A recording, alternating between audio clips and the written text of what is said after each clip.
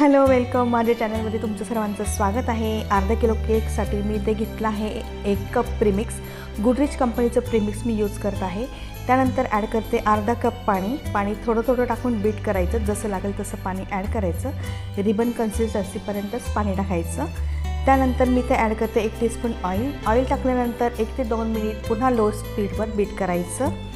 त्यानंतर टाकायचं आहे अर्धा टीस्पून पान एसेन्स, हा पान फ्लेवर आहे त्यामुळे पान एसेन्स टाकते।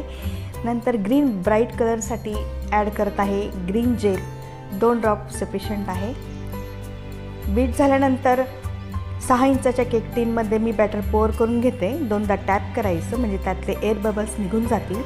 प्रीहीट कढईमध्ये 30 मिनिटांसाठी लो फ्लेमवर केक बेक करून घ्यायचा। 30 मिनिटांनंतर टूथपिक टाकून मी केक चेक करते तर केक बेक झालेला आहे। केक गार करायला ठेवूया। केक गार झाल्यानंतर लावलेला बॉटमचा बटर पेपर आणि साईडच्या पट्ट्या काढून घ्यायच्या, अलगद काढायच्या आणि केक गार झाल्यानंतरच काढायच्या ह्या पट्ट्या आणि बटर पेपर। ऑइलनी ग्रेस केलं तरी चालू शकतं, पण बटर पेपर लावल्यामुळे काय होतं केक जळतही नाही आणि डिमोल्ड करायला आपल्याला इझी जातं। त्यानंतर आपण केकच्या स्लाइस करून घेणार आहोत। ही मी वरची लेअर कापून घेते। ही लेअर मी कपकेकसाठी यूज करणार आहे, मी त्याचा शॉर्ट टाकलेला आहे, ऑलरेडी अपलोड केलेला आहे, तुम्ही चॅनलवर जाऊन बघू शकता। त्यानंतर मी इथे 3 स्लाइस करून घेते आणि 3 स्लाइसचाच मी इथे केक करणार आहे। तर सोकिंग सिरपसाठी मी इथे घेतलं आहे पाण्यात टाकायचं आहे पान पसंत क्रश आणि चांगलं मिक्स करून घ्यायचं।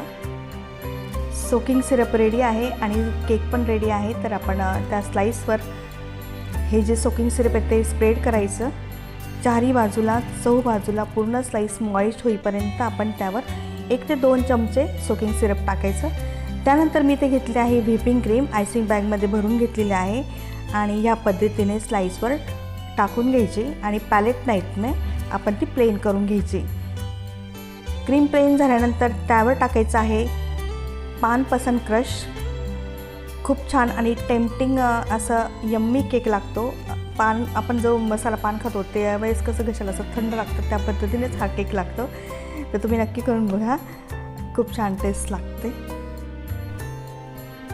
आता ही त्यावर स्लाइस ठेवली, पुन्हा सोकिंग सिरप रिपीट प्रोसेस करायची। 1 ते 2 चमचे टाकायचं सोकिंग सिरप, त्यानंतर क्रीम अप्लाय करायची।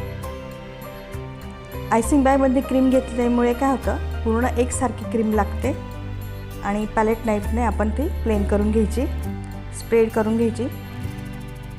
पुन्हा त्यावर टाकायचं आहे क्रश, पानपसंत क्रश। त्यात आसमंतारा असल्यामुळे काय होतं घशाला मस्त असं थंड लागतं। आसमंताराची जी टेस्ट आहे ना ती खूप छान लागते। तर त्यानंतर आपण इथे क्रश टाकून घेऊ आणि पुन्हा हा क्रश प्लेन करून घ्यायचा पॅलेट नाईफने यूज करून।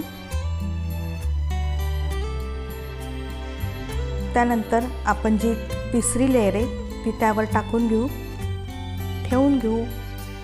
आता इथे आपण तिसरी केकची लेअर ठेवून घेऊ आणि 3 लेअरचाच मी केक करणार आहे, तुम्हाला आधी मी सांगितलं। आणि जी टॉपरची लेअर जी कापून घेतली त्याचा मी डेझर्ट बनवला आहे आणि शॉर्ट अपलोड केला आहे ऑलरेडी, तुम्ही चॅनलवर जाऊन बघू शकता। तर ही तिसरी लेअर ठेवल्यानंतर त्यावर सोकिंग सिरपने सोक करायचं, टाकून घ्यायचं ते जे सोकिंग सिरप केलं आहे, मॉइस्ट करायची स्लाइस आणि पुन्हा आपण सेम प्रोसिजरनी आयसिंग करण्यासाठी ही जी क्रीम आहे व्हिपिंग क्रीम ती लावून घेतली, पॅलेट नाईफने प्लेन करून घ्यायच्या।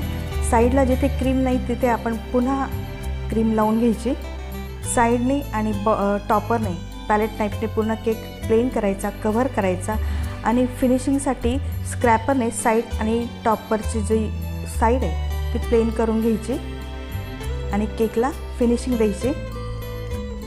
त्यानंतर डेकोरेशनसाठी मी इथं घेतलेला आहे 2 टीस्पून न्यूट्रल जेल।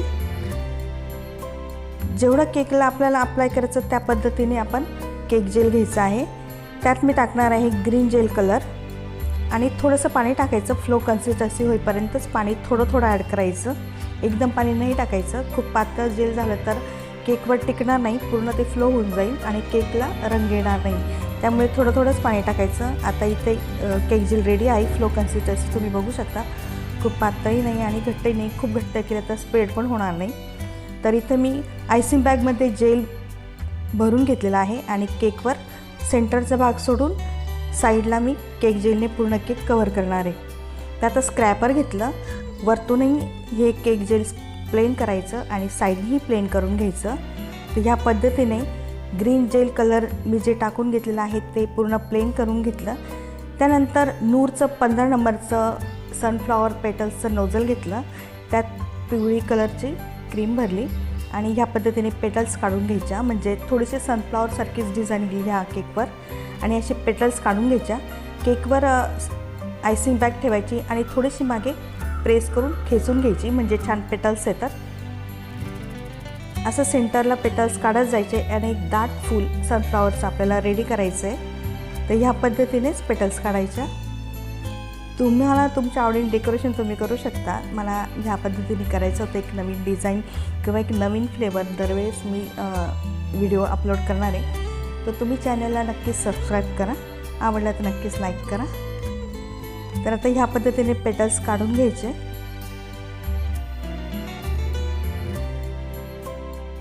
सेंटरला आपण जेल जर टाकलं असतं ना तर ही डिझाईन टिकली नसती. म्हणून जिथे आपल्याला व्हिपिंग क्रीमची डिझाईन काढायची आहे तिथे जेल शक्यतो नाही टाकायचं.